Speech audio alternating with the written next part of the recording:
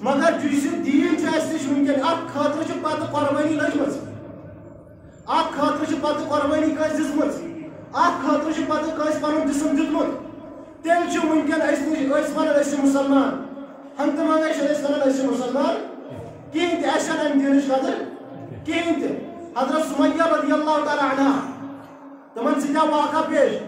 یتھے تم ابو جہل رٹ اور پتہ پنہ پچو اسلام کورمت قبول حضرت سمیہ رضی اللہ تعالی عنہ فرماون اہن سا میں کور اسلام قبول اہن سا میں رسول کی نبی اکرم علیہ الصلوۃ والسلام جو آخری پیغمبر اہن سا میں رسول کی اللہ تبارک و تعالی اس ورائے چمکا سمون کہین تہ یم دون یم بت یمن تہ ونان چھ یم اولاد دین وول یمن تہ ونان چھ روح تراون وول یمن تہ ونان چھ یم فلائن کام کرن وول یمن چھس نہ منن وول کہین تہ میں پڑھ کلمہ لا الہ الا اللہ محمد رسول اللہ صلی اللہ علیہ وسلم لہذا میرا ایمان ہے لہذا میں نے اقرار کیا کہ جو ہوگا اللہ کی وجہ سے ہوگا جو ہوگا اس دنیا میں صرف اللہ کی طاقت ہوگی اس میں اور کسی کی طاقت نہیں ہوگی کیونکہ اللہ تبارک و تعالی قرآن میں ارشاد فرماتا ہے قل هو اللہ احد اللہ الصمد میں واحد ہوں اس لیے حضرت سمیہ فرماتی ہے ابو جہل سے اے ابو جہل اگر تو میرے جسم کے ٹکڑے ٹکڑے بھی کر دے پھر بھی میری زبان سے یہی بات نکلے گی احد احد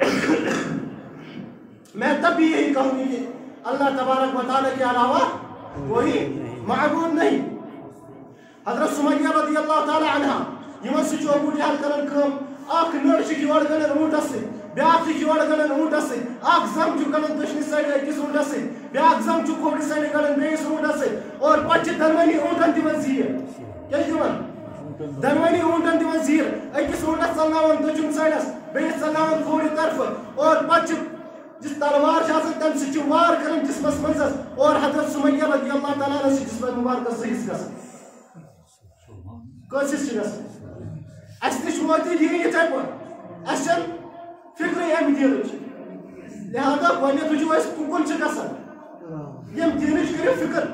کیٛاہ پگاہ پرٛژھنا قیامتُک دۄہ حضرت سمیہ رضی اللہ تعالیٰ عنہ وہ تو گریبان پکڑے گی نا کل قیامت کے دن وہ کہے گی میں نے دین کے خاطر قربانیاں پیش کی میں نے اپنا جسم مبارک دیا لیکن تم نے اس کے بعد میرے دین کے ساتھ کیا کیا تم نے اس کے بعد محمد عربی علیہ الصلوۃ والسلام کے دین کے ساتھ کیا کیا پوچھے گی کہ نہیں حضرت بلال رضی اللہ تعالیٰ عنہ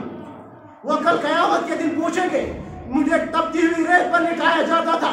صرف اس لیے کہ تو انکار کر اللہ تعالیٰ کا انکار کر تو یہ کہہ کہ فلاں بت عبادت کرنے کے لائق ہے لیکن اس نے کیا کہا صرف احد احد کا نعرہ دیا اور کہا کہ میں صرف یہ کہوں گا کہ اللہ تبارک و تعالیٰ کے علاوہ کوئی معبود نہیں اس لیے ہم کہتے ہیں اگر تمہارے پاس یہ دین ہے جب یہ دین صحابہ کرام کے پاس آیا تو صحابہ کرام نے اس کی حفاظت کی اس کے بعد یہ دین مکہ سے لے کر مدینے پہنچ گیا مدینے کے بعد کوفہ کی بستی میں پہنچا کوفہ کی بستی کے بعد کوفہ میں حضرت امام اعظم ابو حنیفہ نعمان بن ثابت رحمۃ اللہ علیہ نے دین حاصل کیا اور صحابہ نعمان بن ثابت رحمۃ اللہ علیہ جس کو آج آپ اور ہم امام اعظم ابو حنیفہ کے نام سے جانتے ہیں انہوں نے اس دین کو لکھایا اور اس کے بعد یہ دین پہنچا دارالعلوم دیوبند میں کہاں پہنچا دارالعلوم دیوبند صحیح ترجمانی کرتے ہیں دین اسلام کی کیونکہ دارالعلوم دیوبند وہ دین ہے جو